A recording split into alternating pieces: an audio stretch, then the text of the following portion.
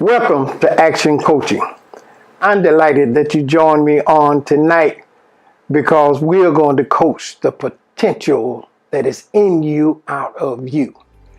Action Coaching is designed to motivate you and stir you up so that you can enjoy your God-given ability.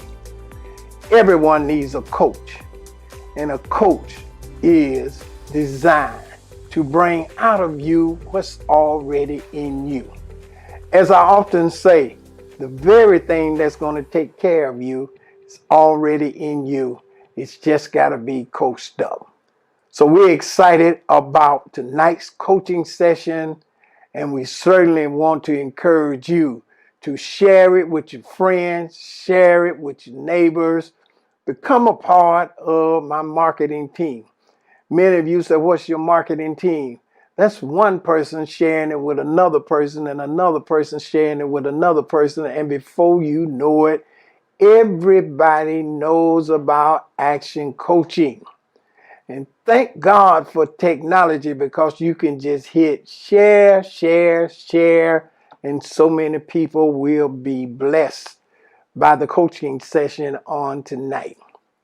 Tonight, I'm going to talk about the time that we're in light of the fact of the racial injustice that we all witness when an officer put his knee on the neck of George Floyd. For 8 minutes and 46 seconds, his knee was on George Floyd's neck. And not only was his knee on his neck, people were standing around filming the event and encouraging the officer to say, "You're killing him. Take your knee off of his neck." As tragic as that scene was, and which we all witnessed, God used a tragic thing to birth a great thing. As a result, for the first time in our history, we saw protests in all 50 states. People were willing to put their lives on the line, even though we've been dealing with COVID-19. People everywhere say, "I'm willing to risk being affected by a disease which we all know still exists." But this cause was so great that they rallied together to put their lives on the line. And we all witnessed night in and night out, day in and day out. People everywhere were hitting the streets, and their message was, "We are not going to take it anymore." I understand the frustration being a person of color and being old enough to have witnessed the suffering that has existed in my life. Being an African American in America, having to, as a young boy, my father had to sit down and give me that speech concerning racial injustice in this society. And I had to act a certain way in order to protect myself. And then I'm finding myself, even though I have sons now, having them to give the same speech. But however, I believe we reached a moment in time. Everybody in their life reach a moment in time when you know it's time to up the pressure and you have decided that I'm going to experience a breakthrough. That this is not going to continue to happen to me because I have the passion, I have the desire, and I'm going to make a difference. We have always been an action ministry. I've always been a person of action. I believe that your actions should speak much louder than your words. And so in action coaching on tonight, I'm going to talk about some action steps that we must take. These action steps we must take, not only should we take them, we should have all of the fire and the passion and the desire that we need to make a change in this society. After all, we've been waiting 400 years, and I think it's about time that we speed the time up, because we are now saying it's not going to be 400 more years before a change comes. I'm excited about these steps. I want to talk to you about them. I'm praying that God give all of us the passion that is necessary to make a difference. And before I explain my steps, I don't want you to go anywhere, but we're going to be right back to discuss the action steps that I believe are necessary.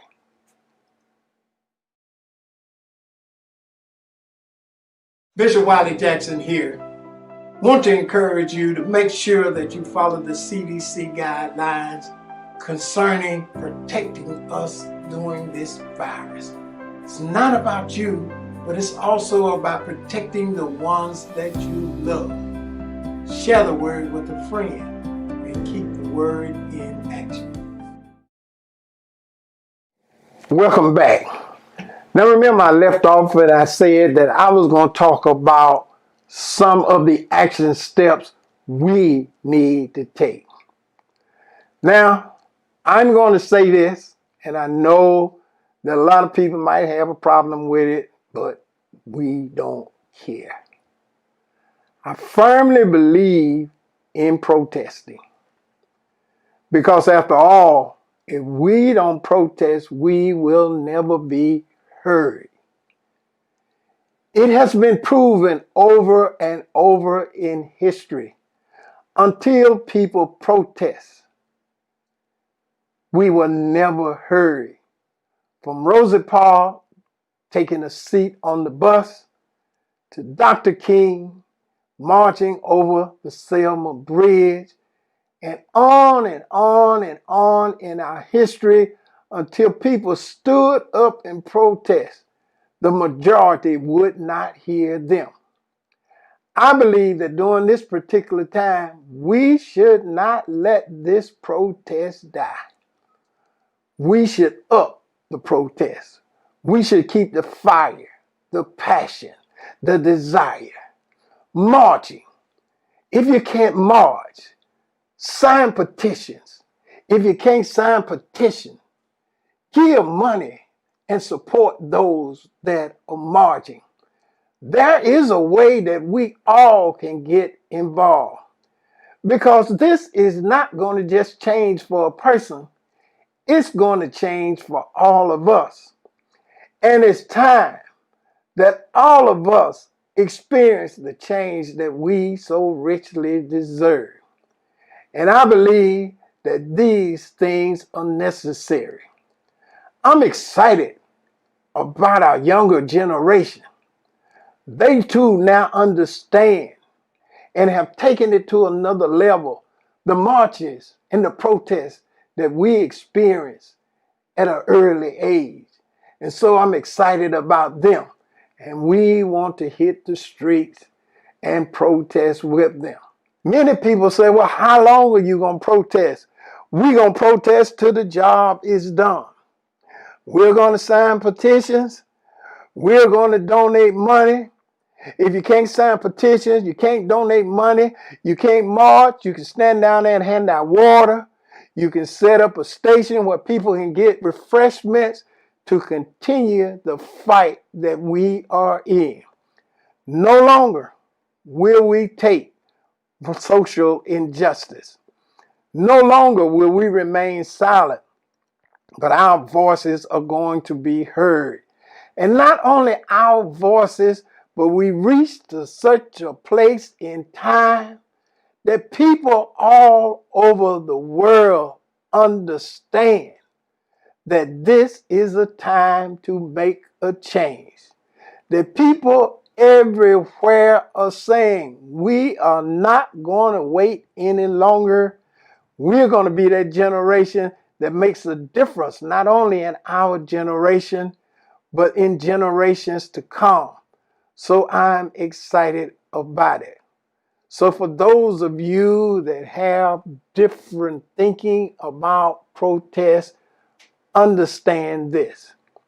There's nothing wrong with protesting because that's the only way your voice is going to be heard.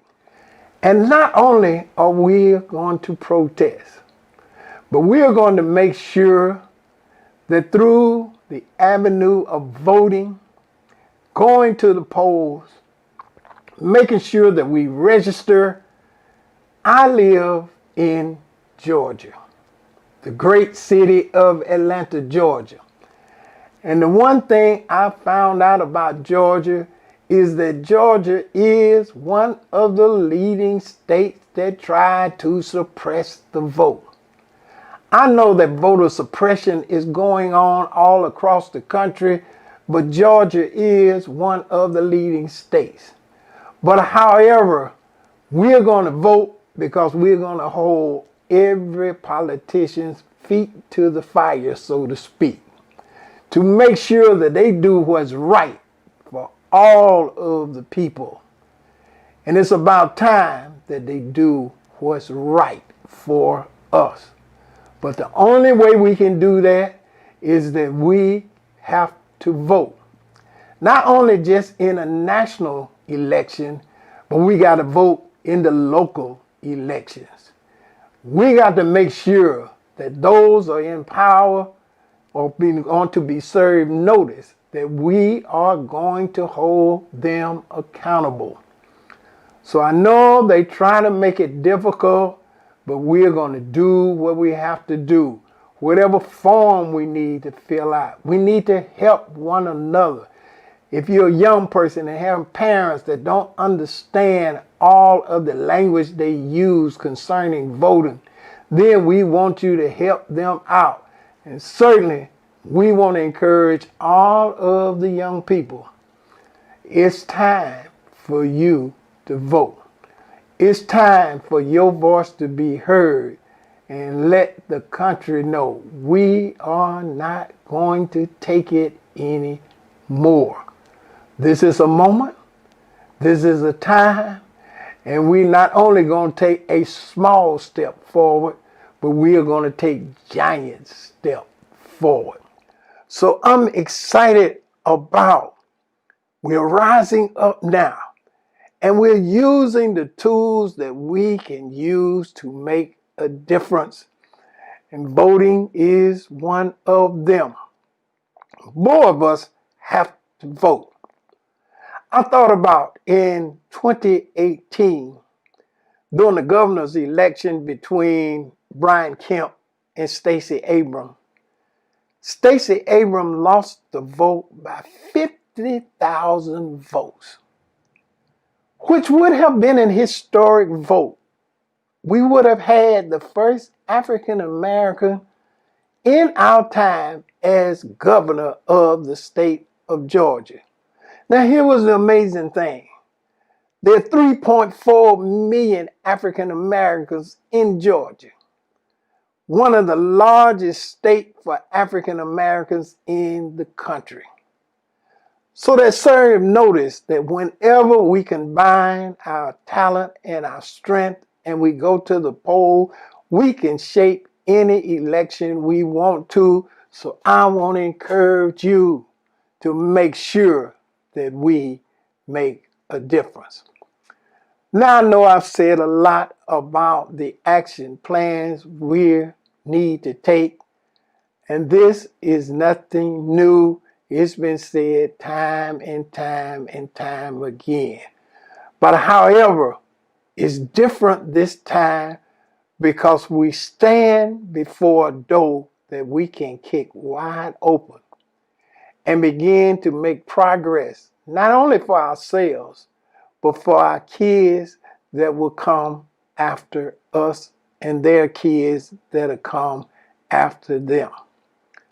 I am tired, and I know a lot of you are tired, having to constantly have speeches to our kids about the things they cannot do simply because of the color of their skin. That is not the way we are supposed to live. I know a lot of times people say, well, we're going to have conversations about racism. Personally, I feel that we have had too many conversations about racism. We need some action on racism. Because time is out that if my son is walking a certain place or driving a certain car, he got to be fearful just because he is a different color, that he might be stopped. He might lose his life. More and more of our young black men are being locked in prison for crimes that don't even warrant these long sentences. But it's time that we make a difference. It's time that we make a change. I am encouraged and I am hopeful that I will see this time. And we are experiencing it just before our very eyes. I believe that God Himself has given us a spark, but it's up to us to take action and make a difference. I am excited about this time, and I am grateful that things are changing. I know a lot of times we've said that before, and we made small steps, but this time we are going to make giant steps. And I certainly want to encourage you to purpose in your heart that I am not going to get tired. I am going to do those things that are necessary to make a change. And we are all going to be blessed by that change. Let me close on this point with an example. Of course, I grew up in the time that racism was, I'm not going to say it's more severe than it is now. It was just different. I think it's gotten a little more sophisticated now. But then it was more different in that it was up front and in your face. I remember having to leave an all-black school and go to a predominantly white school. And I never will forget that day in and day out, I had never been called so many horrible names before in my life.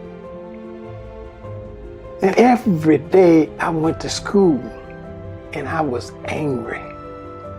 Not that I did anything to anybody, but because of the color of my skin, I had to suffer that abuse. And even then, as a young teenager, I believed that I was going to see the day that things were going to be different. That I myself was going to do whatever it took to make a difference. And I believe that we're in that time now. Yes, I saw things change. I saw things get better. And I believe that things are going to get better. But it is time out. And certainly I want to lend my voice to the cause and let people know we all have to take action. People are saying, why does a preacher have to do this? Because the church has been silent too long, and it's time for the church to step up and be counted. Let's take our action steps. Contact me on my social media and let me know the action steps that you have taken or you've been stirred to take, because we're all going to make a change. Certainly, I'm excited about it, and I hope the Lord have richly blessed you on today and you're motivated like never before to make a difference.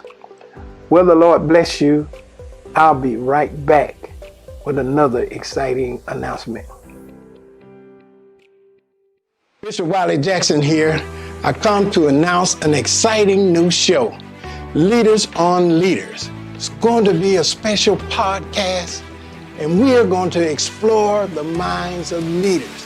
How do they think? How do they make decisions? What ticks in the mind of a leader? You need to be a part of Leaders on Leaders, coming to you from the Word in Action Network.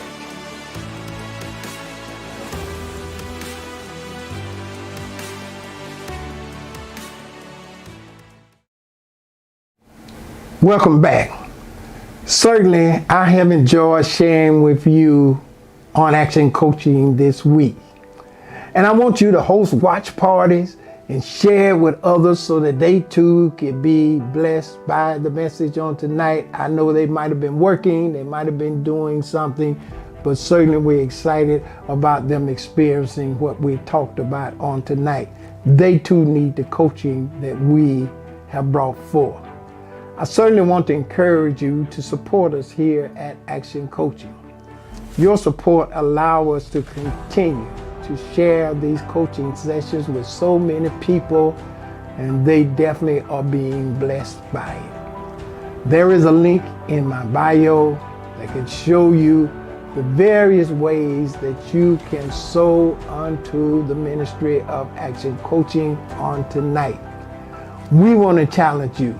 Stand with us, sow a seed, and I believe that God will continue to richly bless you because of your support of Action Coaching.